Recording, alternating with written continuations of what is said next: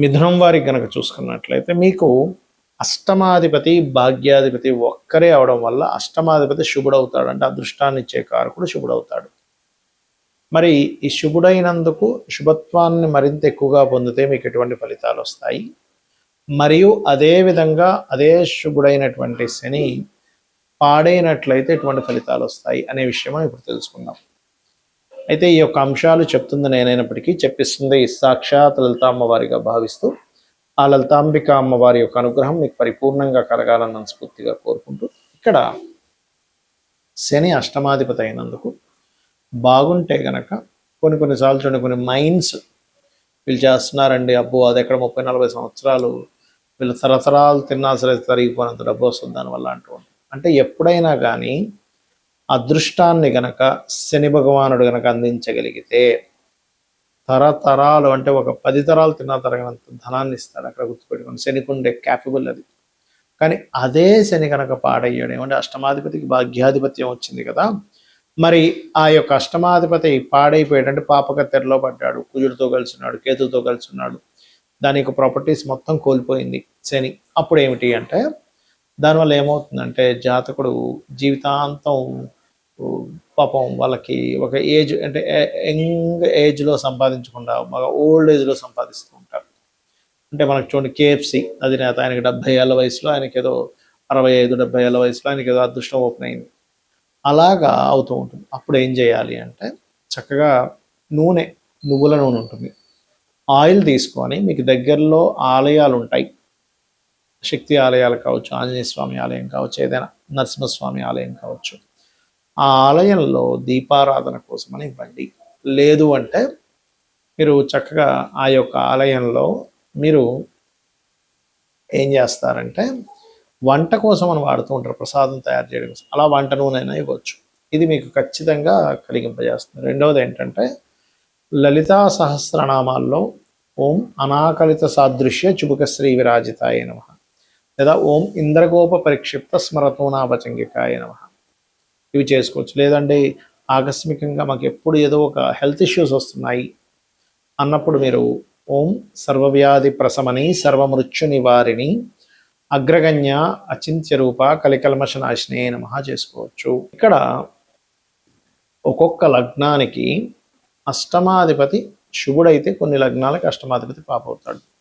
ముందుగా తీసుకుంటే కనుక మేషానికి శుభుడవుతాడు, కానీ వృషభానికి పాపవుతాడు. ఎందుకంటే లగ్నాధిపతి శుక్రుడైతే అష్టమాధిపతి గురువు, అంటే లగ్న అష్టమాధిపతులు వ్యతిరేక వాళ్ళైతే పాపులు అవుతారు. సింపుల్గా చెప్పాలంటే ఈయనేమో శుక్రుడేమో మనకి దేవతలకి గురువేమో రాక్షసులకు గురువు శుక్రుడు, గురువేమో దేవతలకు గురువు, కాబట్టి అది వ్యతిరేక ఫలితాలు.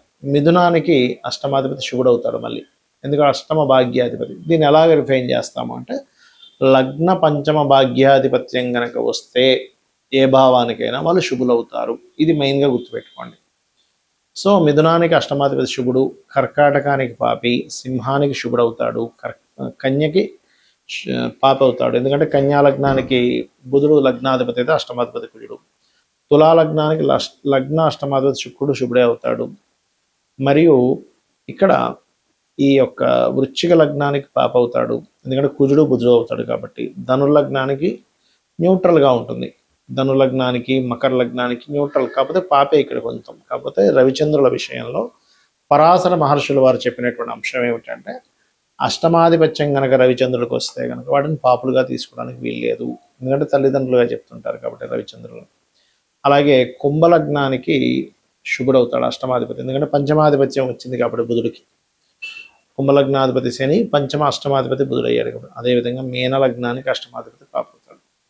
మరి అష్టమాధిపతి పాపి అయితే అదృష్టం ఉండదా అని ఒక సందేహం కలుగుతుంది. అలా కాదు, అష్టమాధిపతి ఏ రాసుల్లో ఉన్నాడు, ఆయన మీ లగ్నానికి శుభుడైనా పాపైనా కూడా శుభత్వాన్ని అధికంగా పొందితే ఆయన శుభత్వాన్ని ఇస్తాడు. పాపత్వం వచ్చినప్పటికీ, ఆధిపత్యం పాపాధిపత్యం వచ్చినప్పటికీ శుభ సంబంధమైన సంబంధాలు కలిగి ఉన్నప్పుడు ఆయన శుభ ఫలితాలు ఇస్తాడు. ఎందుకంటే ఆకస్మికంగా ఎదగడం అనేటువంటిది 12 లగ్నాల వాళ్ళకి ఉంటుంది. 12 లగ్నాల్లో మనం మేషం నుంచి మీనం వరకు పుట్టిన వాళ్ళందరికీ కూడా ఆకస్మికంగా కలిసి వస్తుంది. అదే మేషం నుంచి మీనంలో పుట్టినటువంటి వాళ్ళలో మీకు శుభుడైన ఆకస్మికంగా నష్టపోయిన వాళ్ళు ఉంటారు. అంటే దీని అర్థం ఏమిటి, మీకు శుభుడే, కానీ ఆయన నష్టం కలిగిస్తున్నాడా, లాభాన్ని కలిగిస్తున్నాడా? ఎలా అంటే ఒక వ్యాపారం నడుపుతున్నాం.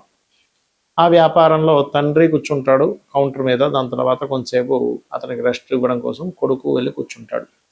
కానీ కొడుకు యొక్క బుద్ధి కనుక అక్కడ ఉండేటువంటి కౌంటర్లో ఎంతో కొంత ధనాన్ని తీసుకుని వెళ్ళి ఎంజాయ్ చేయడమో, వ్యసనాలకు గురైనప్పుడు కొడుకు సొంత కొడుకైనప్పటికీ అక్కడ ఉండేటువంటి ధనాన్ని అపహరించుకు వెళ్ళి కొన్ని వీక్నెస్ల వల్ల అతను ఆ యొక్క వ్యాపారానికి నష్టం వచ్చేలాగా ప్రవర్తించవచ్చు. ఎందుకు అంటే అక్కడ సొంత కొడుకే, అంటే లగ్నానికి శుభుడే అష్టమాధిపతి కనుక నష్టం కలిగించే బుద్ధి ఆ అధిపతికి పాడైపోయింది. ఆ అధిపతి పాడయ్యాడు. అలాగే ఇప్పుడు ఎవరైనా పని వ్యక్తిని మనం పెట్టుకున్నాము, ఉదాహరణకు ఒక అసిస్టెంట్ని పెట్టుకున్నాం. అసిస్టెంట్ చాలా నిజాయితీ పరుడు అనుకోండి, వాడు రూపాయి ముట్టుకోడు పాప అయినప్పటికంటే దీని అర్థం ఏమిటి? సొంత వాళ్ళైనా బుద్ధి పాడైతే ఇబ్బందినిస్తుంది, బయట వాళ్ళైనా వాడు బుద్ధి పాడవకపోతే వాడు మంచి చేస్తాడు. అలాగే గ్రహం కూడా మీ లగ్నానికి శుభుడైనా పాపైనా అష్టమాధిపతి బాగున్నాడో లేదో చెక్ చేసుకోవాలి. ఆ బాగుండడం బాగోపోవడం ఎలా చెక్ చేయాలి అంటే పాపకత్తెరలో ఉన్నాడా, పాపగ్రహాలతో కలిసి ఉన్నాడా, పాపగ్రహంతో వీక్షిస్తున్నాడా, దాని పోర్ట్ఫోలియో పాడైందా, అది ఉండే నక్షత్రం పాడైందా, బాగుందా చూసుకోవాలి. దీన్ని డివిజనల్ చార్ట్స్ అంటారు. అంటే వర్గ చక్రాల్లో ఎక్కడైనా పాడైతే కూడా దీని యొక్క ప్రభావం ఆ రకంగా ఇస్తూ ఉంటుంది, గుర్తుపెట్టుకోండి. అదేవిధంగా మరొక విషయం ఏంటంటే ఇక్కడ గమనించినట్లయితే వీటితో పాటు అష్టమ స్థానంలో మీ లగ్నానికి శుభుడైనటువంటిది ఏదైనా గ్రహం వచ్చి కూర్చున్నా అష్టమం బాగుపడ్డట్టే. ఇవి రూల్స్. అయితే అష్టమం అనేటువంటిది అదృష్టము, మీ యొక్క పూర్వజన్మ పుణ్యాన్ని విత్డ్రాల్ చేసుకునేటువంటి స్థానం అష్టమం. 9వ భావం మనం భాగ్యభావం అంటాం. భాగ్యాన్ని విత్డ్రాల్ చేసుకునేది అష్టమం. కాబట్టి ఎవరైనా రాజకీయాల్లో బాగా రాణించాలన్నా, లేకపోతే లాటరీ కొట్టామండి అంటూ ఉంటారు, లాటరీ కొట్టాలన్నా, ఒక నిధి దొరికిందండి అనాలన్నా, వీటన్నిటికీ కూడా అష్టమమే ముఖ్య కారణము. అందుకని మీరు పూజ చేస్తున్నామండి, ఫలితం రాలేదు, అష్టమం పాడైంది, అక్కడ భాగ్యంతో పాటు అష్టమం కూడా పాడవుతుంది, పంచమం పాడవుతుంది. కొంతమంది కాన్సన్ట్రేషన్ ఎందుకు చేయలేరంటే అది కారణం. కాబట్టి మీరు ఏం చేయాలంటే అష్టమీ చంద్ర విభ్రాజ అలిక స్థల శోభితాయే నమః, ఈ మంత్రము కూడా మీకు అద్భుతంగా పనిచేస్తుంది.